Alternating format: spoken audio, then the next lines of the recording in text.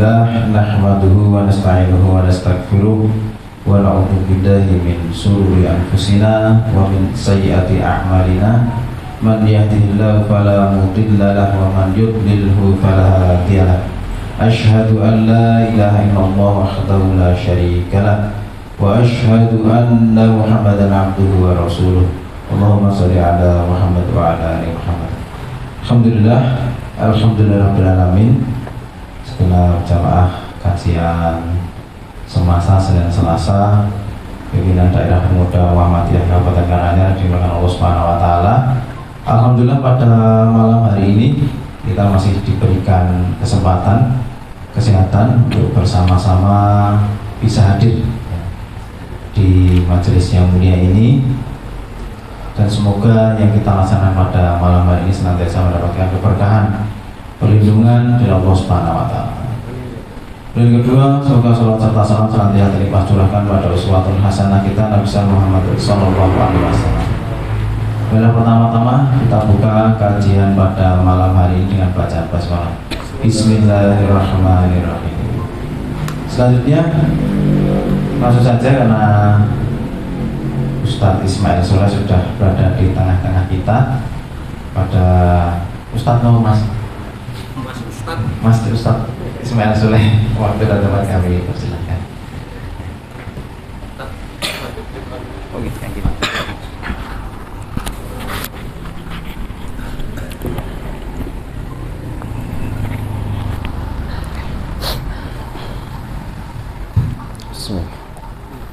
Assalamualaikum warahmatullahi wabarakatuh. Innal hamdalillah nahmaduhu wa nasta'inuhu wa nastaghfiruh wa na'udzu billahi min shururi anfusina wa sayyiati a'malina. May yahdihillahu fala mudilla lahu wa may yudlil fala hadiya lahu. Asyhadu an la ilaha illallah wahdahu la syarika lahu wa asyhadu anna Muhammadan 'abduhu wa rasuluh la nabiyya wa la rasula ba'dahu. Allahumma salli wa sallim wa barik ala nabiyyina Muhammadin wa ala alihi wa ashabihi wa man tabi'ahum bi ihsan ila yaumil qiyamah, amma ba'du. Ikhwani fiddin rahimani wa rahimakumullah. Segenap pimpinan pemuda Muhammadiyah PDPM Kabupaten Karanganyar yang insyaallah dirahmati Allah Subhanahu wa taala, para hadirin yang bisa menyimak secara langsung maupun secara online. Mudah-mudahan juga Allah Subhanahu wa taala senantiasa memberikan pada kita istiqomah, berikan pada kita semuanya kekuatan untuk senantiasa berjuang di jalannya. Salawat dan salam mudah-mudahan terlimpah kepada Rasulullah Muhammad sallallahu alaihi wasallam, pada keluarga beliau, para sahabat, tabi'in, para tabi'in, dan mudah-mudahan kita semuanya kelak diakui sebagai umatnya. Tidak sekedar ngaku-ngaku, tapi juga diakui. Nek ngaku-ngaku nih lah diakoni ini kan terkosong. Wis kebasit ngaku nih lah diakoni kan terkosong banget. Dan kita dengan itibak di mata Rasulullah kelak akan juga diakui dan mendapat syafaatnya. Kajian kita yang sudah menjelang bulan Ramadan, saya baca playernya itu ada tulisan Ramadan berkah. Maka malam hari ini saya akan menyinggung berkaitan juga dengan Ramadan dari sisi historisnya. Jadi kalau Rasulullah SAW itu menyampaikan dakwah Islam itu lamanya berapa tahun? Ini tahun. Nabi dari awal diangkat, dilantik menjadi Rasul sampai beliau wafat itu berapa tahun? 23 tahun. 13 tahun di Mekah, 10 tahun di Madinah. Dakwah beliau yang 23 tahun kalau dibulatkan itu, berapa kalikah Rasulullah menjalankan puasa Ramadan? Pingitan berapa kali mbak-mbaknya? Tahu enggak? Berapa kali selama hidup kanjeng Nabi itu mengerjakan puasa Ramadan? Beliau hidup 63 tahun. menjadi Rasul selama 23 tahun. Sekarang pertanyaannya, berapa kalikah selama 23 tahun Kanjeng Nabi menjadi Rasul itu, Rasulullah itu menjalankan puasa Ramadan berapa kali? Banyakan Nabi apa kita? Nabi. Banyakan kita semua, saya yakin gitu ya. Yang hadir di sini, ya, para pimpinan ini saya yakin sudah terbiasa puasa kan sejak SD ya. Sudah biasa. Sampai sekarang kan sudah berapa kali Mas Teguh? Udah banyak kali. Mas Gesang berapa kali? Ajak berapa itu? Kita sudah berkali-kali, berpuluh kali puasa Ramadan, apalagi Pak Agus Sumadi. Ya. Nabi, Rasul kita itu dalam hitungan sejarah, beliau itu hanya mengerjakan puasa Ramadan itu hanya berapa kali? 9 kali. Karena puasa Ramadan itu baru disyariatkan tahun kedua Hijriyah. 13 tahun periode dakwah Mekah itu belum ada syariat puasa Ramadan dari ngenten. Sholat mawon baru peristiwa Isra Mi'raj yang 5 waktu itu. Sebelum sholat Mi'raj apakah sudah sholat? Pun apa dereng? Sebelum peristiwa Isra Mi'raj, apakah Rasulullah dan para sahabat sudah sholat? Sudah. Tapi tidak dijelaskan bagaimana caranya. Bil asyi wal ibkar. Di waktu pagi dan di waktu petang. Matahari terbit dan matahari tenggelam, tapi bagaimana syariatnya tidak dijelaskan, hanya mengikuti milahnya Nabi Ibrahim. Jadi kalau sholat 5 waktu itu pun juga masih menghadap ke Baitul Maqdis. Setelah peristiwa Isra Mi'raj yang 5 waktu itu sholatnya itu pun masih menghadap ke Baitul Maqdis sampai Nabi dan sahabat itu pada hijrah ke Yathrib ya. Namanya Yathrib ya, sebelum jadi Madinah. Kalau satu wilayah kalau bahasa Quran ya, satu wilayah, satu desa, satu perkampungan, satu negeri itu kalau di sana tidak ada orang yang beriman, ini kalau dalam bahasa Qurannya, kalau itu di Quran yang membahas tentang kisahnya Nabi Nuh alaihissalam, ayatnya nyebutnya apa dia namanya? Qaryah. Ya, terus Qaryah itu sebutan ketika dulu Nabi Nuh itu melihat wilayah itu belum ada yang beriman. Tapi nanti kalau sudah ada yang beriman, oh ini bukan Nabi Nuh ya. Tapi kisah tentang 3 rasul yang dalam surat Yasin itu ya. Yang berdakwah 2 orang, kemudian orang pan, Allah itu satu lagi. Sampai 3 rasul itu pun belum ada yang beriman, maka tempatnya namanya Qaryah. Tapi ketika datang 1 orang yang kemudian beriman, maka sebetulnya berubah menjadi Madinah ya, di Madinah. Nah, sebelum jadi Madinah namanya sudah Yathrib ya, jadi namanya Yathrib. Tahun pertama Nabi di Yathrib itu pun juga ketika sholat masih menghadap ke Baitul Maqdis di Palestina. Rokaatnya juga belum seperti sekarang. Jadi kalau kita sholat subuh 2 rakaat, duhur, asar, isya 4, maghrib 3, itu bukan paketan ketika awal dulu peristiwa Isra Mi'raj, bukan ya? Bukan. Awalnya dulu ketika disyariatkan sholat 5 waktu itu jumlah rakaatnya pinten? 2 rakaat. Jadi awalnya 2 rakaat. Terjadi perubahan tentang rakaat sholat dan perubahan tentang arah kiblat itu nanti peristiwanya tahun kedua Hijriah. Tahun kedua itu omongannya wong Yahudi itu kan luar biasa. Untuk menjatuhkan Rasulullah dan kaum muslimin itu apapun digoreng katanya. Isu apapun digoreng untuk menjatuhkan kaum muslimin, termasuk di dalam hal sholat, termasuk nanti juga dalam hal puasa. Apa tuduhannya orang Yahudi tentang sholat? Tontonan kayak Muhammad lan wong-wong Islam kae nek sholat isone gur melu-melu wong Yahudi. Kenapa? Kalau sholat menghadapnya ke arah Baitul Maqdis. Maka ucapan orang Yahudi ini membuat Kanjeng Nabi niku mboten merono ing penggalih. Rasa kene yo jane yo mari abang kuping gitu nggih. Tapi Nabi menyimpannya, ting kok terus mawon itu ya. Buzzer-buzzernya Yahudi itu terus mawon itu. Sampai kemudian Kanjeng Nabi itu beberapa kali itu sampai naik ke bukit. Kenapa? Akan berdoa. Nyuwun dumateng Allah dengan satu permohonan apa?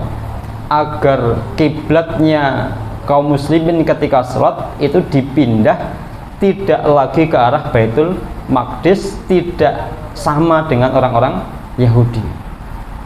Maka Nabi naik ke bukit. Tapi setiap kali Nabi itu akan berdoa, akan mengangkat tangan, lisan beliau akan mengucapkan doa, memohon agar dipindah kiblatnya kaum muslimin. Ini buat tekan. Jadi, hati tidak sampai karena Nabi tahu bahwa yang namanya Baitul Maqdis itu juga tempat yang disucikan. Maka doanya Rasulullah itu hanya lewat isyarat saja. Ngapa? Hanya memandang langit. Nabi hanya memandang langit, ini ngajeng donga ajeng nyuwun itu lesan tidak sampai. Ati karep tapi lesan tidak sampai. Maka Nabi turun lagi. Dan begitu diulang-ulang beberapa kali. Maka nanti kalau hewan sekalian buka Quran di juz 2 awal. Juz 2 awal. Itu kan ayat pertama, lembar pertama ya. Kemudian berikutnya di lembar halaman pertama juz 2 itu kan akan mengisahkan tentang pemindahan arah kiblat. Sayaqulus sufaha'u minan nasi mawallahum ila akhirih itu. Ya. Sampai kemudian qad nara taqalluba wajhika fis sama falan walliyannaka qiblatan tardoha ila akhirih. Allah Maha tahu ketika Nabi itu hanya melihat ke arah langit, qad nara taqalluba wajhika fis sama. Nabi menengadahkan wajahnya ke langit dalam rangka tadi itu sesungguhnya ingin memohon, ingin berdoa kepada Allah agar kiblatnya kaum muslimin dipindahkan. Biar omongannya wong Yahudi niku tidak menuduh bahwa sholatnya kaum muslimin hanya ikut-ikut orang Yahudi. Tapi doa yang tidak pernah terucap ini Allah Maha tahu. Sampai kemudian fawallu wujuhakum syatrah ilal masjidil haram. Sampai kemudian turun perintah untuk menghadapkan wajah ke arah Masjidil Haram. Maka tahun kedua itu menjadi tonggak perpindahan arah kiblat sholatnya kaum muslimin, terjadi pada tahun kedua Hijriah. Sekaligus ada perubahan di dalam hal rokaatnya. Rokaatnya seperti sekarang. Jadi kalau kita mengerjakan sholat yang 5 waktu dengan jumlah yang sekarang ini, itu pun dimulai dari peristiwa pemindahan arah kiblat itu. Yang sebelumnya adalah 2 rakaat. Maka kalau ikhwan sekalian, ketika dalam kondisi safar ada satu dispensasi, ada rukhsah, keringanan, mengkosor, meringkas yang 4 menjadi 2, itu sesungguhnya mengembalikan pada syariat awal dulu sholat diwajibkan kepada kaum muslimin. Jadi 2 rakaat ya. 2 rakaat. Nah, kemudian ada perubahan itu tahun kedua Hijrah itu. Ya. Kemudian kaum muslimin pada waktu itu belum ada cara metode untuk mengumpulkan agar bisa berjamaah. Ya. Maka gandeng deringaten penanda waktu ya. Misalnya gampang ya. HP ada, jam ada, sewaya-wayah bisa kita melihat waktu sholat. Tidak ada metode lain kecuali hanya melihat fenomena alam, nyawang sengenge. nyampang langit. Maka sing ten pasar, yang di kebun, sing lagi nggarap manen kurma dan sebagainya, itu kadang-kadang tidak bersamaan ketika datang ke masjid. Ya. Termasuk nanti kalau di dalam tafsir Ibnu Katsir itu nanti dijelaskan tentang puasa dan sholat itu akan mengalami 3 fase dalam hal implementasi syariatnya. Ada 3 fase, termasuk sholat, ya, termasuk sholat juga. Nah, ketika belum ada syariat adzan, nanti para kaum muslim itu, para sahabat itu berembuk, ya, bermusyawarah dan mengusulkan kepada Rasulullah bagaimana caranya agar ketika manjing waktu sholat itu kaum muslimin sudah bisa berkumpul, kemudian bisa mengerjakan sholat secara berjamaah. Maka ada yang usul, ngapa? Bagaimana ya Rasul kalau masuk waktu sholat kemudian ditiup trompet,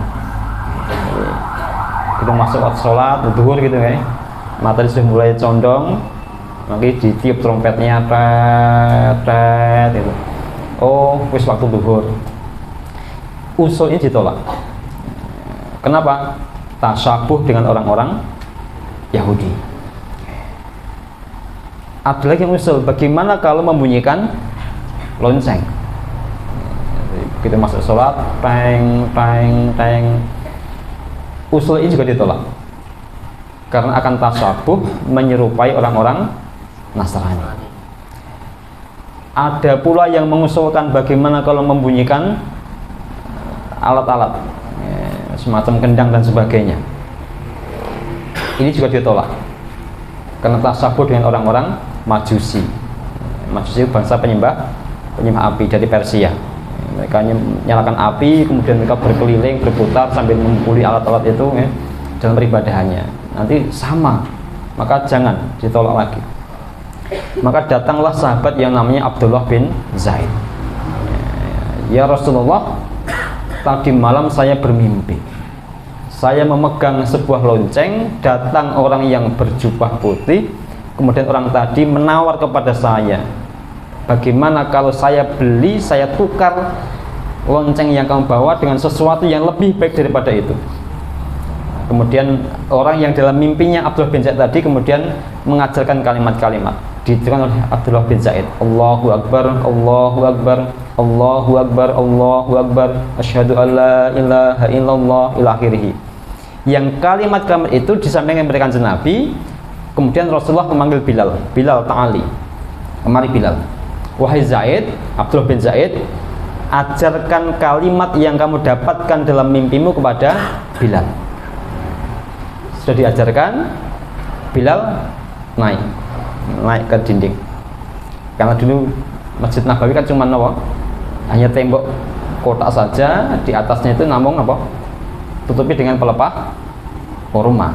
Jangan dibayangkan masjid kaya masjid kita, enggak, atau sekarang masjid sekarang Nabawi sekarang, enggak.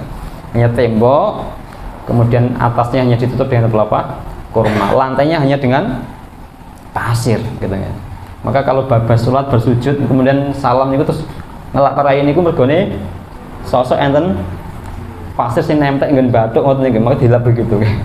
Nah, kita sing pun nggon karpet, sing sajadah, tren apa-apa ini ya bersolat melu ngelap. Ya, refleks ya. Apa mergo salah? Kita urung marem nek urung. Ya. Padahal dulu itu begitu karena lantainya masih tanah, masih pasir, kemudian ada yang nempel dengan rayu gitu tidak. Maka bila kemudian naik mengumandangkan azan itu, sejarah azan pertama terukir di situ. Bilal sebagai muadzin pertama. Datang Umar bin Khattab menyampaikan, ya Rasulullah, kula nggih ngimpi. Plek ngimpi kula sama dengan impinya Abdullah bin Zaid. Hanya saya kedahuluan dalam menyampaikan kepada panjenengan. Jadi orang-orang jujur, orang-orang benar, orang-orang yang kelasnya para sahabat semacam itu, yang kesehariannya itu jujur dalam lesan maupun tindakan, ngimpi pun juga jujur. Ya. Ar-ra'yu sidqu, ya. Impen sing bener. Maka impen itu bagi kalangan para nabi itu juga sebagian dari wahyu. Nabi Ibrahim itu diperintahkan menyembelih Ismail putranya itu juga karena lewat mimpi. Nabi Yusuf itu juga dikaruniai kemampuan dalam hal takwil mimpi. Sebelum wahyu pertama Al-Alaq 1-5, Iqra bismi rabbikal ladzi khalaq turun, wahyu pertama yang datang kepada Nabi Muhammad itu juga lewat mimpi saja. Nabi hanya lihat semacam cahaya di fajar, waktu fajar. Ini kemauan lewat mimpi saja. Maka mimpi itu menggahipun para nabi rasul adalah sebagian dari nubuah. Nah, orang-orang jujur, orang-orang soleh, para wali atau orang baik gitu mawon, maka mimpi pun juga sebagai apa ya? Napa Pak?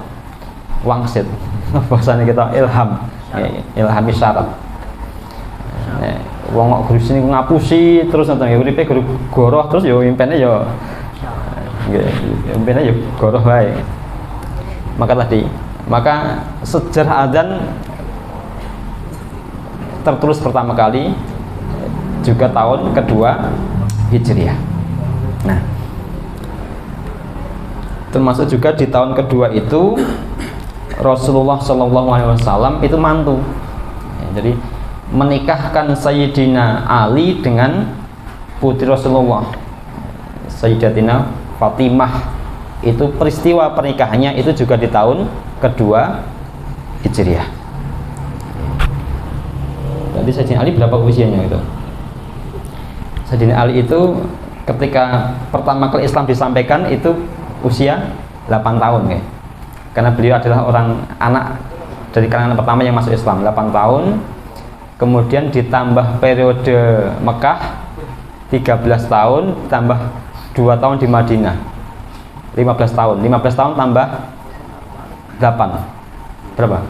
18 tambah 5 23. Jadi 23. Sayyidina Ali itu menikah dengan dengan Sayyidah Fatimah usia 23 tahun.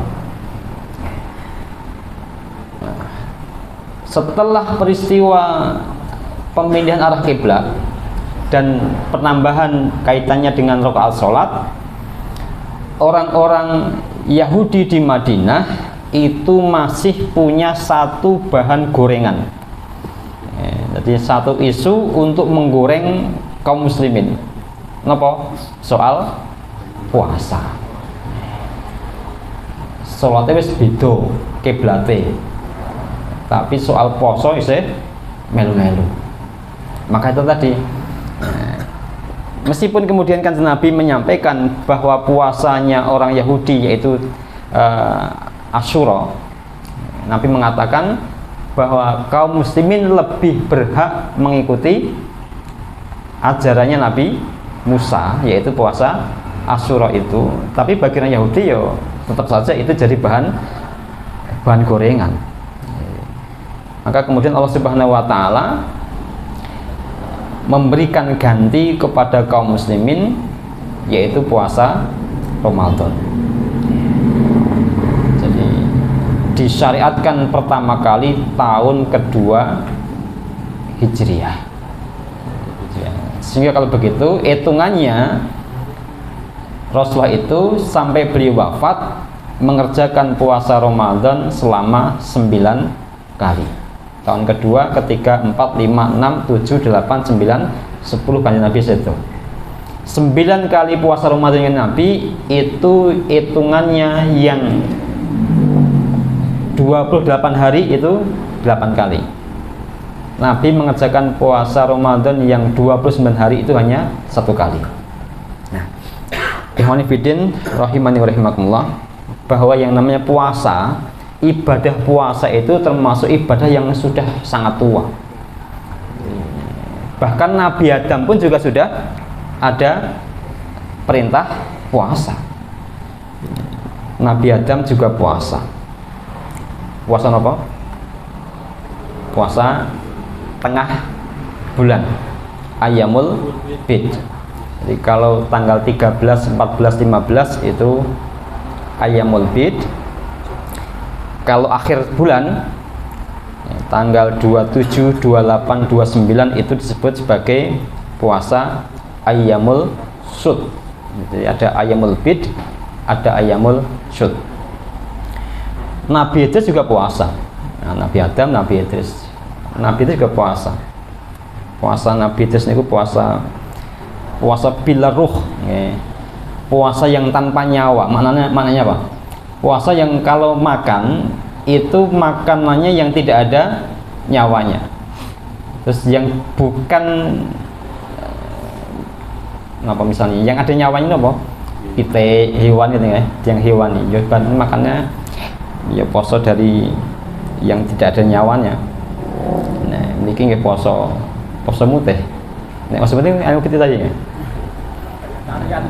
Vegetarian. Nabi Daud juga puasa. Puasa Nabi Daud itu yang terbaik ya. Kenapa? Karena selang-seling. Sehari puasa, sehari tidak. Sehari puasa, sehari tidak. Nabi Musa juga berpuasa. Nabi Ibrahim juga berpuasa. Nabi Isa juga berpuasa. Bahkan agama-agama yang lain pun selain Islam juga mereka mengenal puasa. Kejawen yo poso.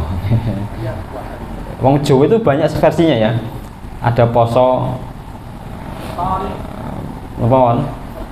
Poso weton, poso ngrowot, poso ngalong, poso apa boleh? Ngebleng nggih. Ada poso poso beduk ya. Dan Malik zaman cilikane. Poso beduk.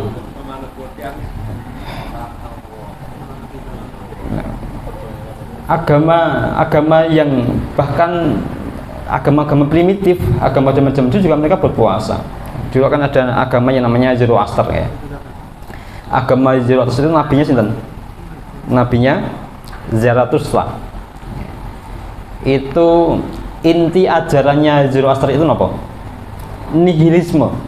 Ya, jadi kalau istilahnya wong Jawa niku suwung.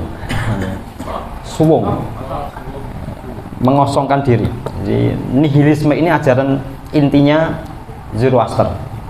Nabinya namanya Zarathustra. Jadi mereka pun juga ada syariat tentang puasa. Karena Zoroaster ini punya dua Tuhan. Ada dua Tuhan.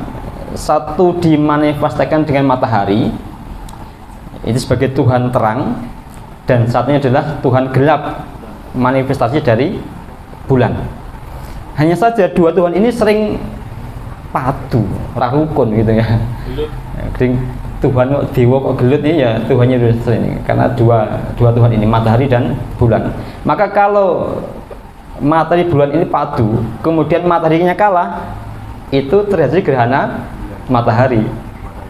Karena mati kalah, maka gerhana matahari. Maka mereka berpuasa. Orang-orang yang Zoroaster berpuasa ketika terjadi gerhana matahari. Berapa lamanya? 3 bulan.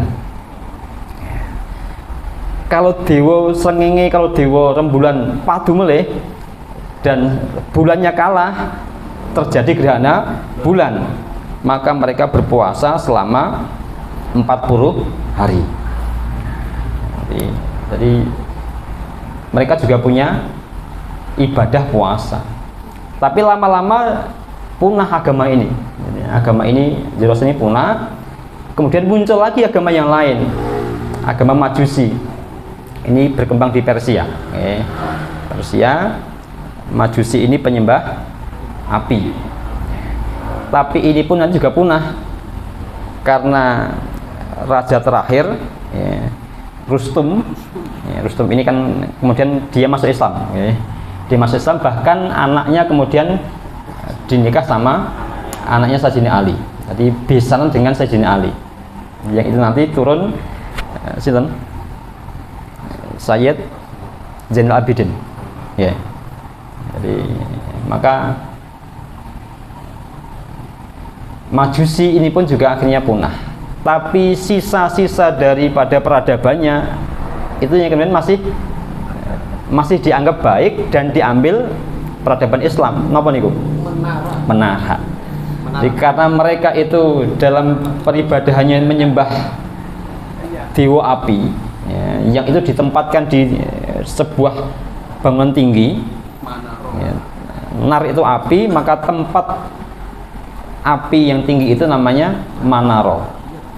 Ketika Persia sudah ditaklukkan oleh kaum muslimin, maka ketika akan dihancurkan itu, sebagian kaum muslimin itu melarangnya. Ojo.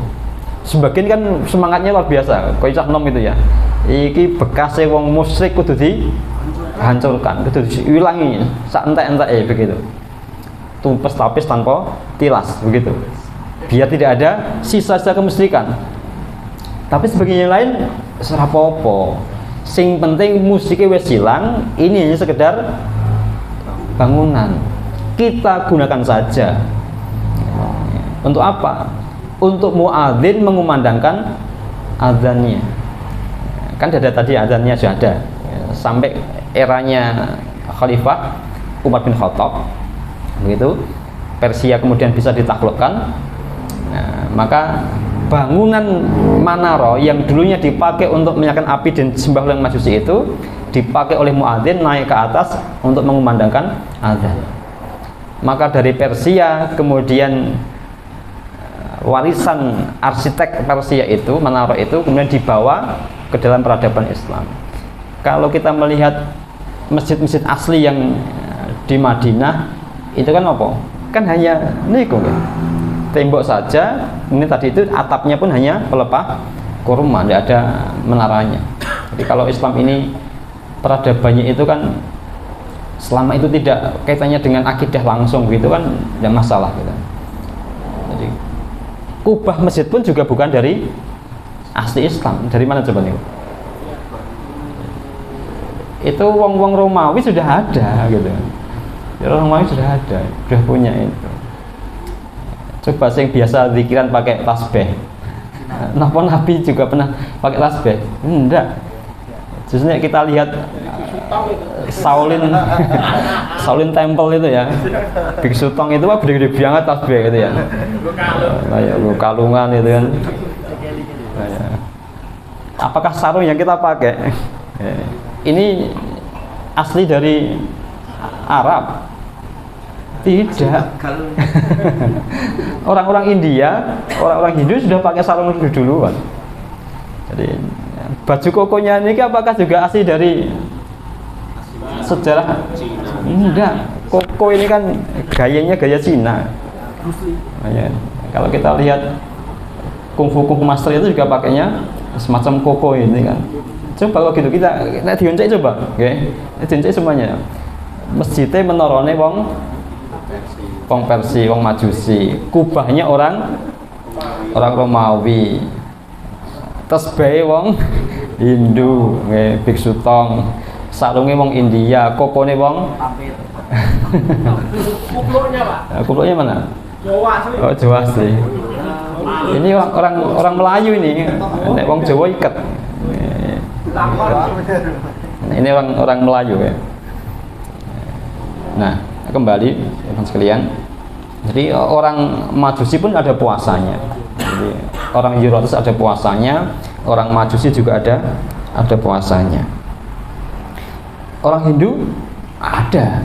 Jadi, orang Hindu itu mereka mengenal puasanya dengan sebutan Upanishad, Upawasa. Jadi upawasa itu sebuah laku tidak makan, tidak minum, tidak berhubungan suami istri.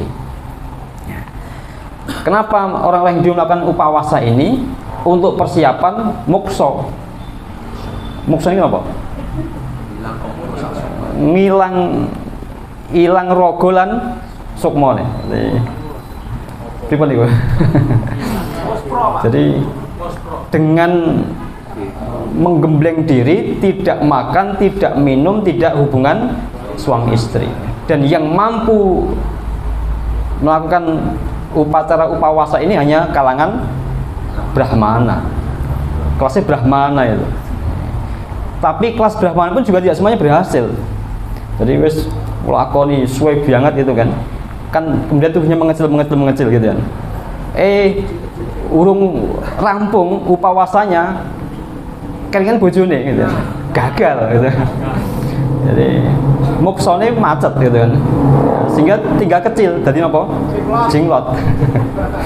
Jadi jinglot itu produk gagal dari upawasa gitu ya. Maka kalau ada yang memperjualbelikan jinglot dengan harga mahal itu salah itu ya. Itu produk gagal kok ya. Didol larang gitu. Meskipun oke sing tiruan gitu ya, dihapusi ya. Nah, maka yang mampu upawasa ini hanya kalangan brahmana dan itu pun tidak semuanya mampu. Nah, kalau kelasnya ksatria, bawahnya brahmana itu ksatria enggak? Mereka nggak mampu melakukan upawasa. Maka ketika mereka mati dibakar, ngaben, ya kan ngaben. Ngaben pengaben. Maka dibakar. Nah, bawahnya ksatria itu dalam tingkatnya orang Hindu apa? Waisya atau wasaya, waisya. Ini para apa? Kelasnya birokrat, kelasnya pegawai gitu ya. Pejabat sing bukan satria nggih. Para PNS juga masuk itu tuh. Kalau kelas PNS ini masuk P3K itu masuknya kelas waisya ini. Mereka kalau mati juga dibakar, di ngaben. Tapi karena mahal, maka mereka butuh persiapan yang panjang. Ya, jadi ngaben itu sampai sekarang ya, sampai sekarang itu mahal itu harganya. Ya, sampai ratusan juta itu. P3K nggak ya juta banget ya. Maka mereka butuh nabung sih, gitu. Untuk sebenarnya aku mati diobong, yo nabung sih suwe banget itu. Kelasnya di bawahnya waisya ada bangsa sudra. Ini bangsane petani sing duwe gitu ya. Tapi nek petani milenial beda ya. Ada di sini ada petani milenial gitu. Ada vlognya juga. Kelasnya sing bawah sudra. Tapi juga di bawahnya sudra masih ada lagi napa? Kelasnya paria. Paria ini bangsa pengemis gitu ya. Neng Bangjo itu paria ya. Masa silver itu masuk paria. Ini kita oke ya, jadi ini kita oke malah. Katanya ngalah ke sing P3K itu ya. Ngalah ke guru Muhammadiyah itu. Guru kelasnya guru MI atau guru SMK, guru SMP ya kalah kalau sing manusia silver. Jadi ini tuh ya. Fakta. Coba di Mas. Diselidiki. Oh, nyamar. Jadi para pengemis itu paria. Di bawahnya bangsa paria, kasta paria ini masih ada lagi nopo? Kasta kuca. Kuca ini ya tukang maling, tukang ngutil gitu ya. Jadi kelasnya sing gani nyunat bansos apa? Bansos. Ini kelasnya kuca ini. Tapi di bawahnya masih ada lagi kelasnya apa? Kelasnya mereka. Mereka ini maling nek konangan Melayu ini mereka. Mereka kalau mati lan ajine. Tinggal ngono wae sak bosoke, bahasa kasar gitu ya. Biarkan aja. Ini bangsa mereka ini, mereka kalau mencuri konangan mereka Melayu. Tapi juga ada lagi pencuri konangan ngelawan gitu ya. Apa ini begal rampok itu kan kalau konangan sing ngunangi malah bisa dihabisi. Ini bangsa candala, kasa begal. Nah, karena kalau di sana di Hindu yang sana untuk moksa ini berat, maka Hindu lokal di tanah Jawa itu untuk melakukan diwalik, jadi bukan untuk memberatkan diri ngerekasake awak, tapi justru kalau puasanya upawasa ini adalah ngekeng hawa nafsu, tapi kalau di Jawa justru malah mengumbar hawa nafsu. Maka kemudian muncul yang namanya ajaran apa? Ajaran Bhairawa Tantra. Ini ajaran yang mengumbar hawa nafsu. Upacaranya namanya upacara Pancamakara. Jadi bentuk upacara apa nih? Pesta, bahasa sekarang pesta free sex, seks bebas. Laki-laki perempuan berputar duduknya berkeliling tanpa sehelai benang pun di badannya. Jadi kalau di Jawa zaman dulu gitu, jadi mereka berkeliling ya, dengan merapalkan mantra-mantra untuk menambah kesaktiannya. Mereka pesta apapun dipuaskan, yo mendem, yo pesta maaf ya, pesta seks dan sebagainya, sak blengere gitu. Dan untuk menambah kekuatannya, yang nanti dimakan di pesta itu nopo? Ingkungnya ingkung manusia. Sakti tenan gitu ya. Ingkungnya ingkung manusia. Jadi pesta mereka demikian. Jadi mereka pesta free sex, laki-laki perempuan jadi satu tanpa selai benang pun. Dan itu ternyata di Mekah pernah ada ya. Jadi sebelum Rasulullah lahir beberapa dekade, Mekah itu pernah dipimpin oleh seorang raja yang namanya Amr bin Luhai. Ini raja Mekah yang ketika melihat Mekah kok tandang maju-maju, bagaimana caranya, maka Amr bin Luhai ini kemudian studi banding ke satu daerah yang bagi dia negeri yang maju, yang di situ banyak nabi, banyak rasulnya, yaitu negeri Syam. Syam itu meliputi Palestina, Syria, Lebanon, kemudian mana lagi? 4 guys, ini kan negara itu. Ya. Maka berangkatlah Amr ibn Luhai dari Mekah studi banding ke negeri Syam. Bagi dia Syam ini negeri percontohan karena banyak nabi rasulnya zaman dulu. Tapi yang ditemui di Syam sudah berubah. Maka dia pulang dari Syam itu bawa oleh-oleh apa? Softwarenya itu faham kesyirikan berupa wasilah. Hardwarenya berupa patung-patung itu. Ada Suwa, ada Ya'ud, Ya'qub dan sebagainya, itu yang orang-orang soleh zamannya sebelum Nabi Nuh alaihissalam itu dibuat patung-patung itu, yang ketika banjir ikut camp banjir itu kemudian dibantu oleh jin yang membisikinya, ditemukan lagi, dilakukan penggalian arkeologis, ditemukan lagi patung-patung itu dan dibawa pulang ke Mekah.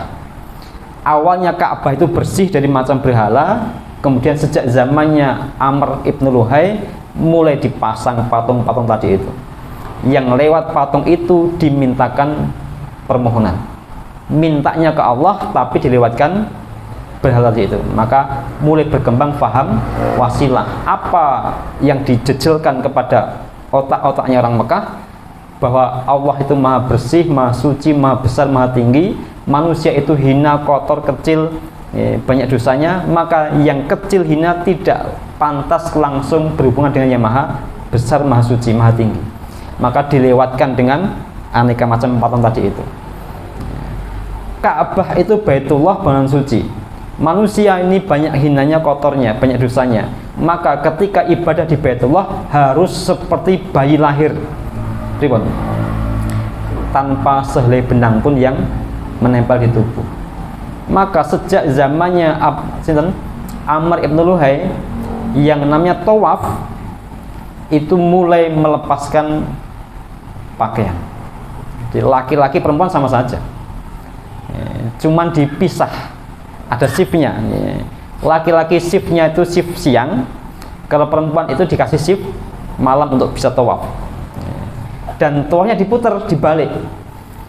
Kalau Nabi Ibrahim alaihissalam ke bawah, ajarannya itu kalau tawaf itu ke arah kiri.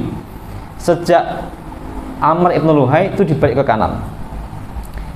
Talbiyahnya diubah, labbaik Allahumma labbaik, labbaik la syarika laka labbaik, innal hamda wa ni'mata laka wal mulk la syarika lak, ditambahi dengan kalimat-kalimat yang mengandung kesyirikan. Ya. Maka jadi praktek-praktek ibadah udon niku wau gitu ya. Di Mekah pernah ada, di Ka'bah pernah ada. Sampai bahkan itu sampai Nabi Muhammad ya, sampai hijrah, sampai tahun ke-8, sampai tahun ke-9. Haji Wada tahun ke berapa? Haji Wada tahun ke berapa? haji pertama terakhir nggih, tahun ke-9 atau 8 ya. Ketika Nabi akan melakukan ibadah haji, tapi beliau masih mendengar informasi bahwa di Mekah masih ada sekte-sekte orang-orang yang ketika ibadah di Baitullah itu masih telanjang. Maka Nabi melakukan niatnya, diurungkan niatnya, kemudian menugaskan Abu Bakar As-Siddiq sebagai Amirul Hajj. Tugasnya apa? Memimpin rombongan kaum muslimin sekaligus ngerampungi urusan orang yang tawaf telanjang tadi itu. Diberi waktu nanti maksimal 3 bulan. Ragilem Bali, ragilem nurut akan diperangi. Itu. Nah, maka tahun berikutnya ketika sudah selesai bersih Ka'bah dari praktek-praktek tadi itu, Nabi baru kemudian berkenan untuk berhaji, haji wada itu, ya, haji terakhir, pertama dan terakhir kali. Nah, maka kembali tadi, jadi kalau orang Hindu mereka punya ajaran upawasa, ya, yang kemudian di tanah Jawa kemudian muncul ajaran Bhairawa Tantra yang ini masih ada sisanya ya. Kalau di Boyolali masih ada nih, dulu di daerah Gunung Kemukus, Sragen, perbatasan ya, sini Sragen. Gunung Kemukus itu katanya begitu. Jadi ajarannya masih sampai ke situ juga. Oh, Senjogoloket malah. jadi mereka juga sakti gitu. Mereka juga ada yang katanya itu ilmu rogo sukmo. Jadi sukmo ini lungo gitu kan. Kalau mereka kemudian diniatkan untuk mencari pesugihan, maka dari babi ngepet. Nek pengen mateni wong dadi ilmu santet. Nek pengen nyenengi wong wedok dadi ilmu pelet gitu kan. Jadi ada ilmu ngepet, ilmu santet, ilmu pelet. Ini Bhairawa Tantra ini. Nah, maka kemudian ketika Islam datang melihat praktek-praktek semacam itu, dukuni Jawa sekti itu, maka didatangkan syekh ulama sekti dari Persia yang namanya adalah Sayyid Samsuddin Al-Bakir Al-Farsi. Wong Jawa nyebutnya Syekh Subakir karena nyebut nama Sayyid Samsuddin Al-Bakir Al-Farsi itu kangelan, maka wong Jawa gampang Syekh Subakir gitu. Syekh Jamaluddin Al-Husaini Al-Kabir menjadi Syekh Jamaluddin Al-Kubro. Maka ketika kemudian Syekh Subakir ini menghadapi Bhairawa Tantra, ya, maka kalah ini karena sakti, ya. Sebagian sakti.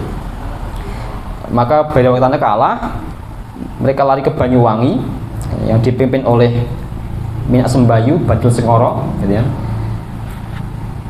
Sampai di Banyuwangi pun kemudian dihajar oleh muridnya Syekh Subakir yang namanya sinten Maulana Ishaq. Banyuwangi kemudian tunduk takluk. Nah, kemudian Minak Sedayu tadi itu, Minak Sembayu tadi itu menyerah.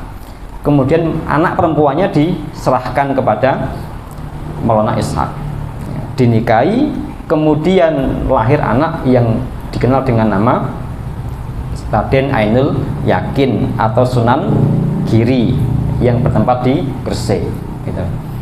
Nah, tapi ternyata nopo ajaran tadi belum punah, ternyata sisanya masih lari ke Bali.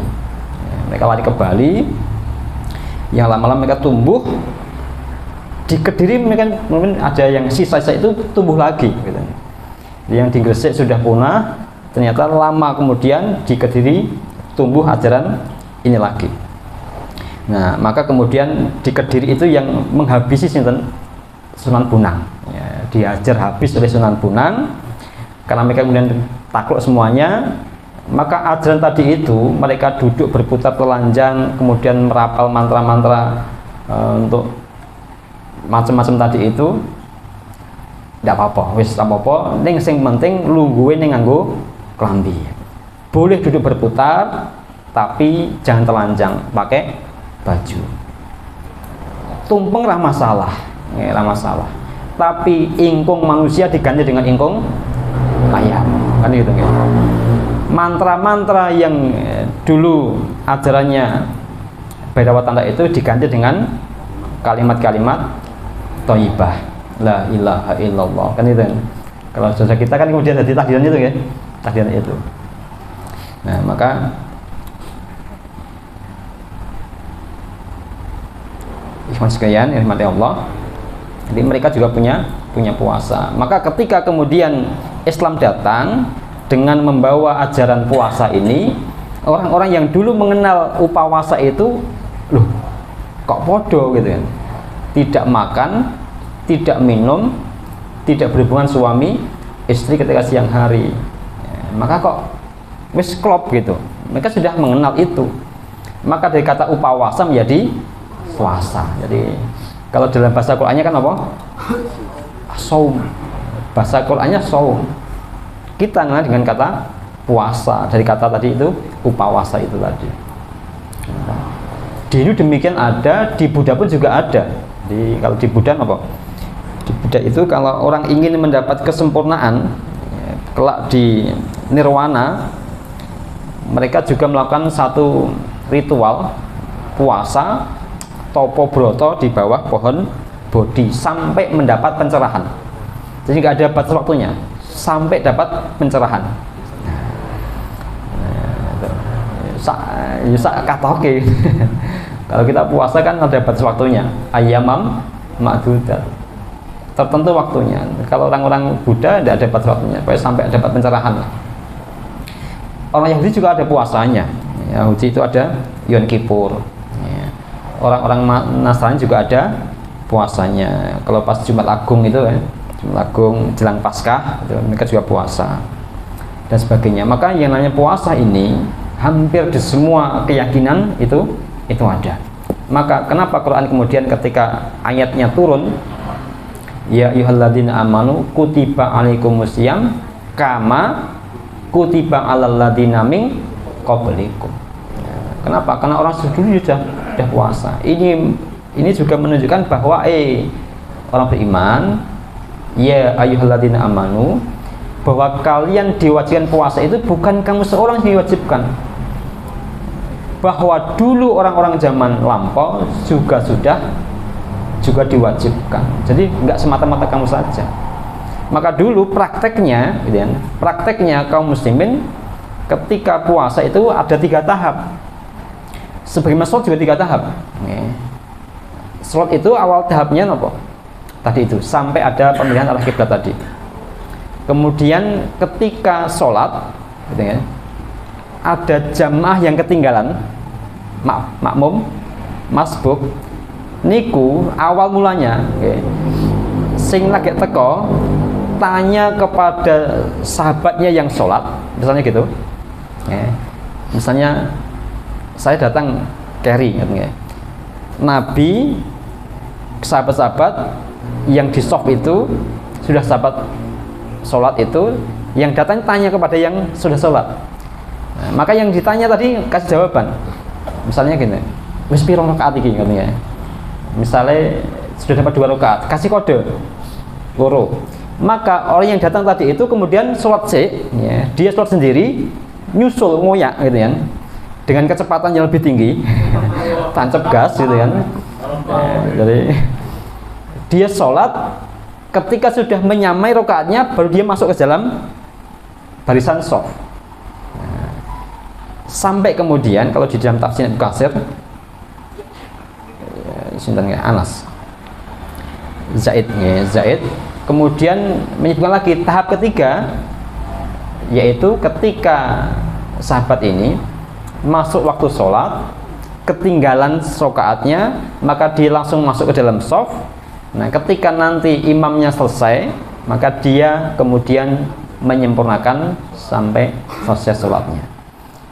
Sama dengan puasa juga lewat tiga tahap. Awalnya yang namanya puasa itu setelah diwajibkan, setelah diwajibkan Ramadan itu, dulu yang namanya, mohon maaf, malam hari setelah buka puasa, hubungan suami istri itu batasnya sampai isya. Nek bareng isya poso meneh ra etuk. Nggih. Ndak boleh suami istri. Maka sahabat-sahabat kemudian mengadu, ya Nabi nek ngene iki yo wah kuat gitu kan. Abot ngeten iki gitu. Maka mengadukan kepada Rasulullah.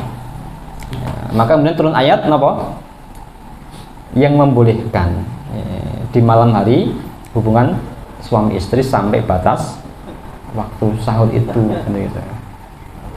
Mas Habib yo ora kuat carane ngene iki. Awan wis poso ya maghrib kayak buka sak anyukan yo. Maka sahabat dulu juga begitu mengadukan sampai kemudian ada keringanan lagi. Keringanan lagi. Iman fillah rahmatullah. Jadi puasa itu endingnya adalah la'alakum tattaqun. Seruannya kepada orang beriman, endingnya adalah takwa. Jadi berangkat dari pondasi iman, berakhir dengan takwa. Karena tidak semua orang beriman itu otomatis jadi orang yang takwa, tidak otomatis. Ya. Orang yang sudah Islam itu pun belum tentu semuanya beriman.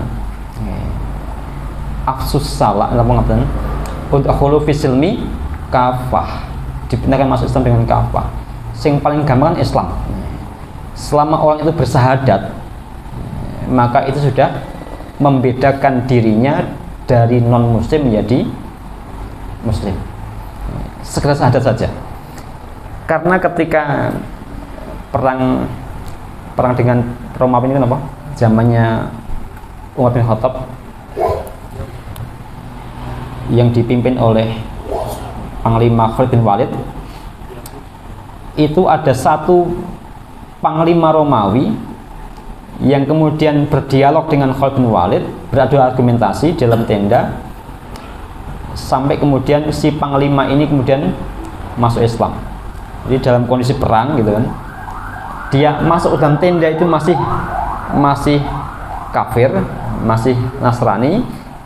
Keluar tenda dia sudah Islam. Awalnya dia memerangi kaum muslimin, kemudian dia berbalik memerangi mantan pasukannya sendiri. Dan dia baru sempat diajari sholat sekali oleh Khalid bin Walid. Pasca itu dia syahid. Jadi ada satu tentara, ex tentara Romawi, yang kemudian masuk Islam dan sempat baru sekali sholat dan syahid. Saya kesukaan namanya. Kemarin saya sampaikan 2 bulan yang lalu di PCM Kerja. Nah, jadi selama dia sudah syahadat sudah membedakan. 2009 itu saya punya pengalaman. Saya dulu kan, saya awal-awal di SMA Muh 2 tahun 2009 itu saya ngadakan kajian remaja putri. Ahad pagi dulu belum ada model-model kan semacam sekarang, masih belum ada. Maka Ahad pagi saya adakan kajian remaja putri di SMA Muh 2, yang datang ya siswa kami SMA 2, dan ada satu anak dari SMP Negeri 1.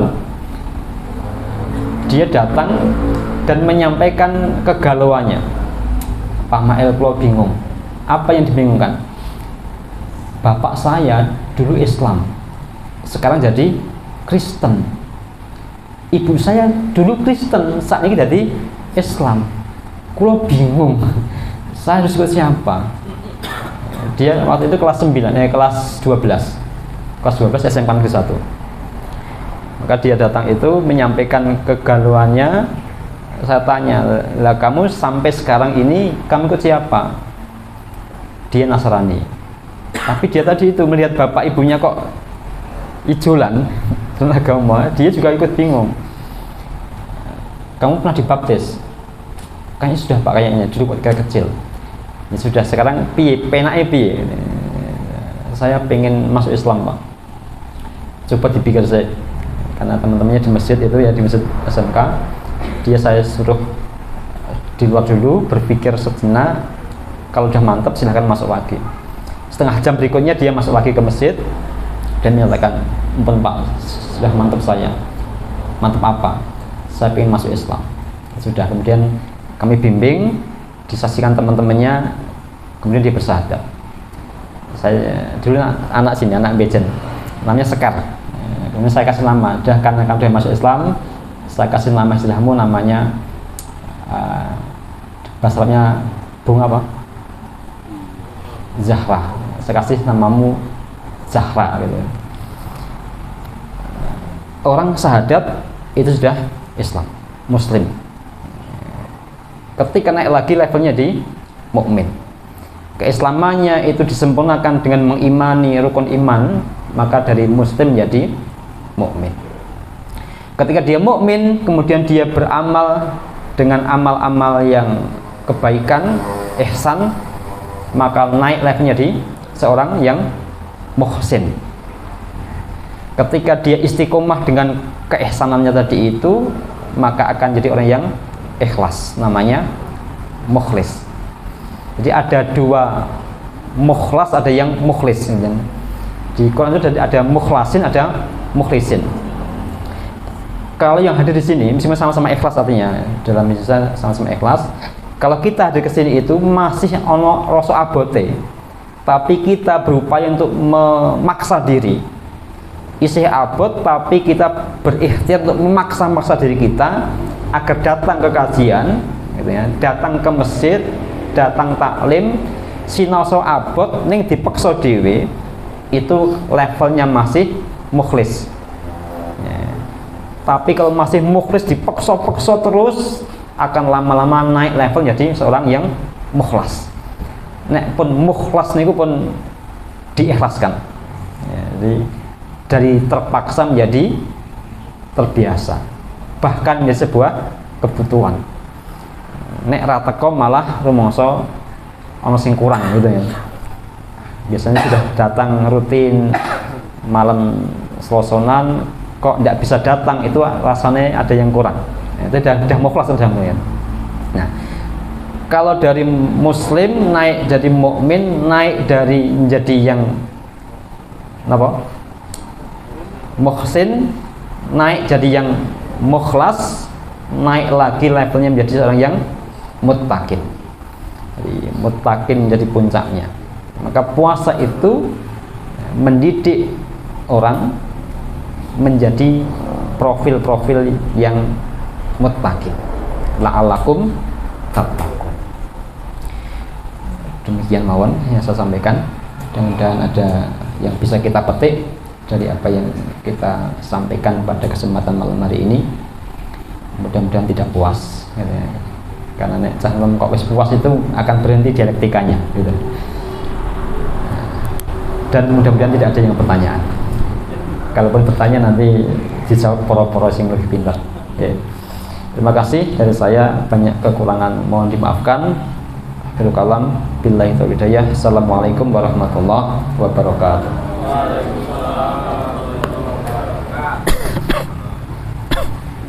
Demikian kajian cukup menarik pada malam hari ini. Jadi tutupnya tahu jam 12 ya.